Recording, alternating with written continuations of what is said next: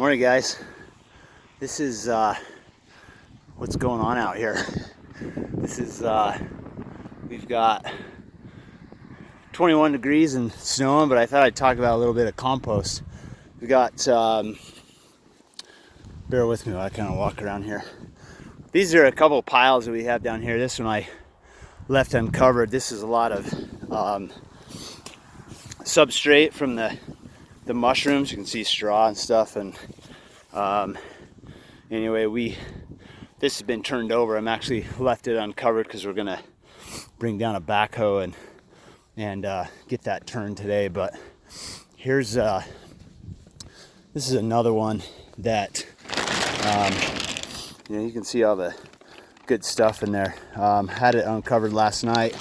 Just I try to keep a little bit of moisture under there. But one of the things that we do is we do a compost program with the local restaurants. We pick up all their green waste, and so. But I've got a couple facilities, and this is one of them. And so I'm just going to show you. So bear with me while I'm moving around here. So. This is stuff that we've just brought out. You can see the leftover. This is kind of a little frozen. Some of it's not. These piles, these bigger piles, will actually generate quite a bit of heat. That big one up there. Internal temp of that thing is about 160 degrees, but that'll break down pretty quickly. So this is kind of fogging up. So yeah, this is one of the big systems rocking and rolling right now. So but yeah, it's 21 degrees outside. Let me wipe off the screen. It's fogging up. Just a second. So we brought these tumblers inside. I'm just kind of moving some stuff around. We've got this is one of the mushroom. This is an incubation chamber, so we've got quite a few in here. I think there's maybe, I don't even know, maybe 65, 70 bags in here. We got some buckets going, but we're rocking and rolling on some mushrooms. So but there's a couple things. I mean, I think you guys have seen these guys before, these tumblers, and they work fairly well. I just brought them inside because I'm getting ready to empty them. So there's still some eggshells. This is one thing, if you break those up, they'll obviously break down faster. But I'll just screen the soil, and it's great. I mean, this is seriously such great soil. It broke down real nicely. Oh, hang on. My door decided to swing open. So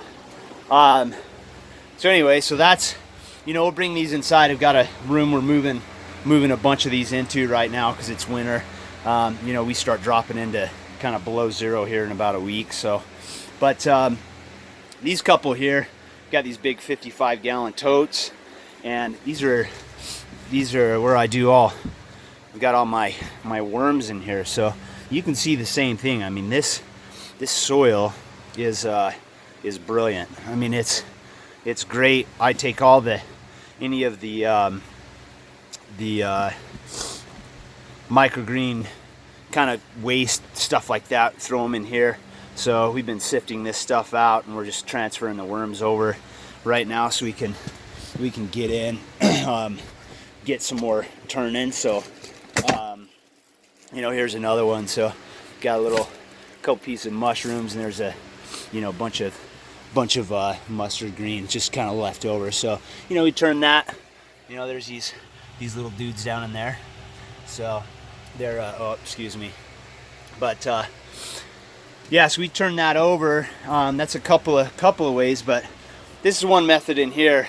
This isn't covered quite the way that you usually have it, because if any of you have heard about Bokashi, you can see this kind of white fuzz across the top. And so this this stuff here, you know, this is done anaerobically.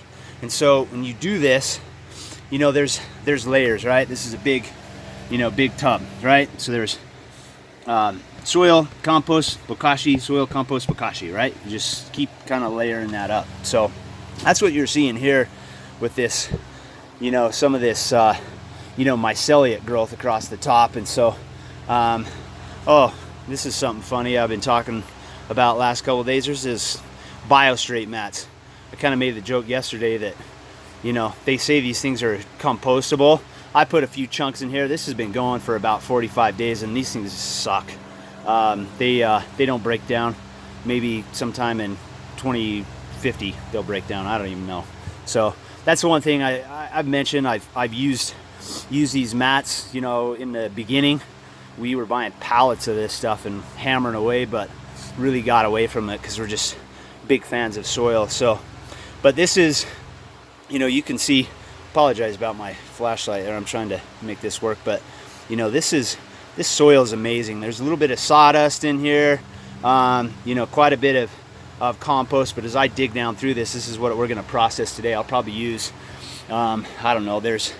I think today we're planting about 100, maybe 120, 140 trays worth of stuff. Got a lot of beet, a lot of peas, a lot of arugula, cabbage, all kinds of stuff. So we're easily going to use all of this soil.